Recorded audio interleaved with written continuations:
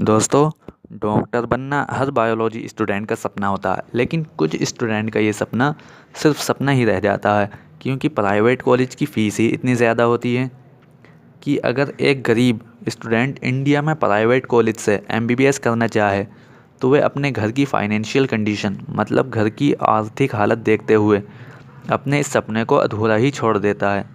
India में इस course को करने के लिए आपके पास कम से कम 60 से 90 लाख रुपीस होने चाहिए और इतनी ज़्यादा बड़ी रकम एक गरीब आदमी के लिए वैसे भी सपने से कम नहीं है। दोस्तों, इंडियन गवर्नमेंट ने हमें चांस दिया है कि हम अपने इस सपने को सच कर दिखाएं। दोस्तों, आप समझ ही गए होंगे कि मैं नीट के बारे में बात कर रहा हूं।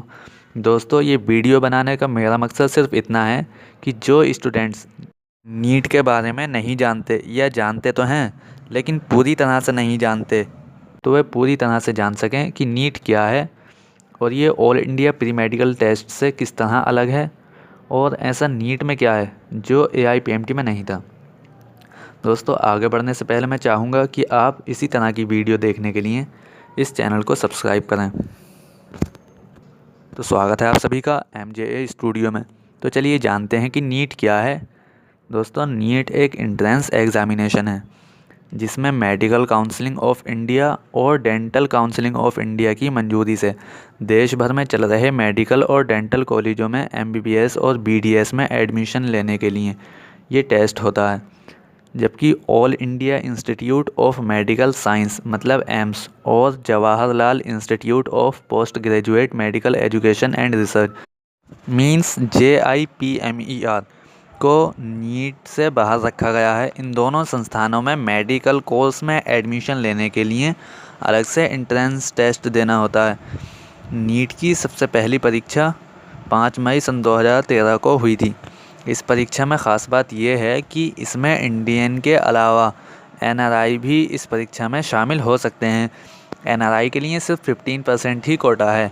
दोस्तों, इस परीक्षा में बैठने के लिए कुछ एलिजिबिलिटी चाहिए, जैसे कैंडिडेट्स की मैक्सिमम एज 25 ईयर्स होनी चाहिए और रिजर्व्ड कैटेगरी के लिए 30 ईयर्स होनी चाहिए। सभी कैंडिडेट्स के पास नीट के लिए सिर्फ 3 चांस होते हैं।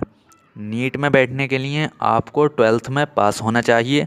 12th में आपके कम से कम 50% मार्क्स के साथ फिज़िक्स, केमिस्ट्री, बायोलॉजी में और इंग्लिश में पास होना चाहिए।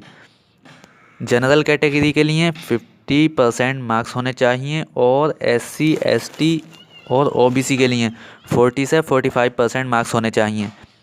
AIPMT से नीट किस तरह अलग है इसे भी जान लेते हैं।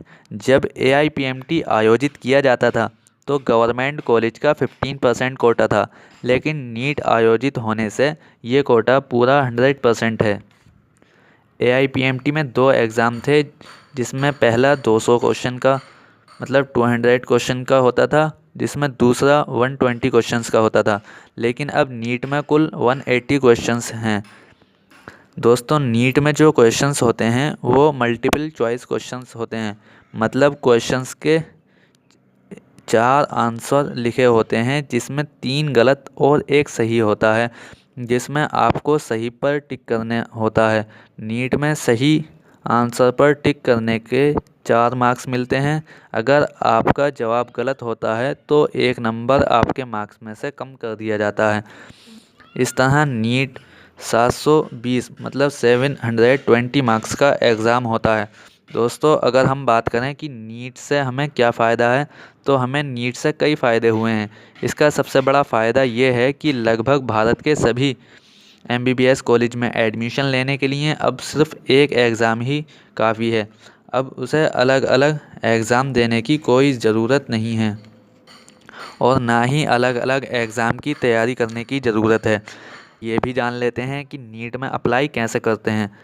अप्लाई करने के लिए सबसे ख़ास बात यह है कि आपके पास आधार कार्ड होना चाहिए। बिना आधार कार्ड के आप फॉर्म अप्लाई नहीं कर सकते। आप फॉर्म में अपने बारे में पूरी डिटेल भरने के बाद अपने सिग्नेचर की कॉपी स्कैन करके अपलोड करना होगी, जो 3 KB से 20 KB की होनी चाहिए, और आपको अपनी फ़ोटो अपलोड करनी होगी जो 10 KB से 100 KB की होगी। दोस्तों, जनरल और OBC कैटेगरी के लिए एप्लीकेशन फ़ीस 1400 और जबकि SC ST PH के लिए 700 रुपये रखी गई है। दोस्तों, अगर ये वीडियो आपको अच्छी लगी हो तो आप इस वीडियो को लाइक करें, शेयर करें और कमेंट करें।